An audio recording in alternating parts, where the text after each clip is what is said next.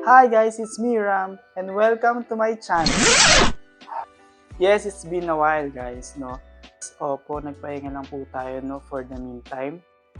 And actually, I started YouTube videos last 2020 during pandemic time. So, marami naman siguro sa inyong nakarelate, di ba? Kasi wala naman tayong ginagawa that time.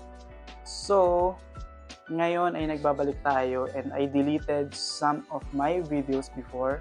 So, I will make some upgrades.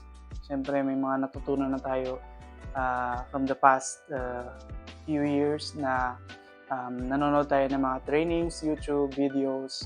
So, ito na yon.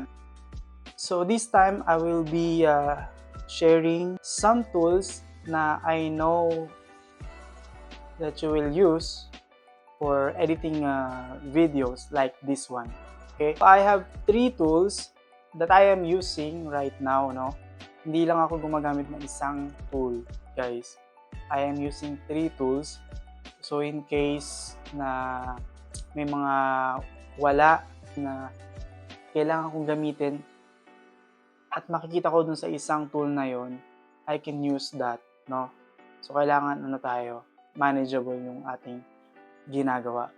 So, we will start for InShot application. So, this is InShot application. So, this one is only you can upload using your mobile phones. Wala siya sa mga PC. So, you can use Google Play, App Gallery, Apple Store to download this application. So, you can see the dashboard here. Okay, I will show you the dashboard. So, InShot, you can use it free and you can also use it pro. So if you want to make it premium, of course you have to pay. But you can use it also free and you can use some of their tools to edit the videos that you need for your contents. Okay? You can use this very easy at naniniwala naman ako na kayang-kaya nyo to explore. So you can watch some videos using the InShot application. So you can learn. Actually, madali lang naman mag-edit guys eh.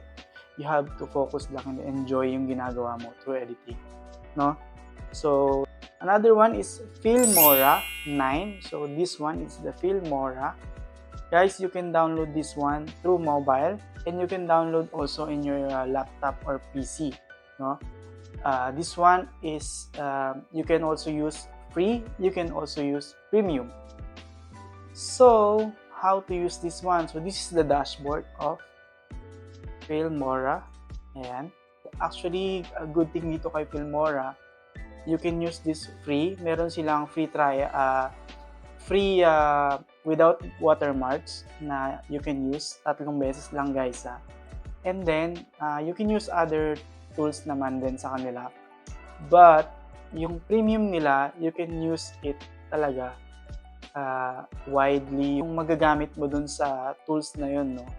Very easy lang din siyang gamitin. And kapag premium ka sa kanila, it's only one-time payment, no? It's only one-time payment and you can use this unlimited na.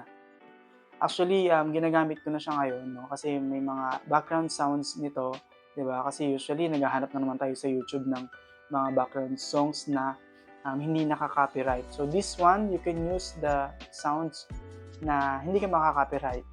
And then, of course, last but not the least, no, ang CapCut. So this CapCut, most people are using CapCut right now. Tama? Comment nyo nga dito sa ilalim guys kung ano yung mga tools na ginagamit nyo for editing videos. So, malay nyo, di ba? Maganda pala yung ginagamit nyo na tools. Ito pala yung dapat na ginagamit sa mga video editing nila. At of course, kung free or may bayad yung mga application na ginagamit nila. So, move forward tayo sa ating CapCut. So, this is the dashboard of CapCut. At alam naman natin na it is very easy to use. CapCut is very easy to use at alam ng mga tao to na very relatable kasi yung mga tao pagdating dito eh, no? So usually from the Philippines, most of them are using CapCut kasi very easy to use. Tama? So, these are the tools that I'm using, guys. Okay? So, I hope na makatulong ito sa inyo when you are planning to make a video or make a content and do editing skills. You can use this easily. If you don't have the skills of editing, my advice for you is to watch more videos editing, um, attend trainings. There are some trainings here in the Philippines or anywhere na makakatulong sa'yo to develop yourself, to develop your skills. Hindi mo alam, di ba, magaling ka pala. Yung creativity mo pala is more. Hindi mo lang na-express at hindi mo lang siya nagagamit, di ba? So, attend more trainings, guys. It will help you. So, that's all for today, guys. Thank you very much for watching. So, hopefully, you enjoy watching this video. And don't forget to like, subscribe to my channel, and share this video. Bye-bye!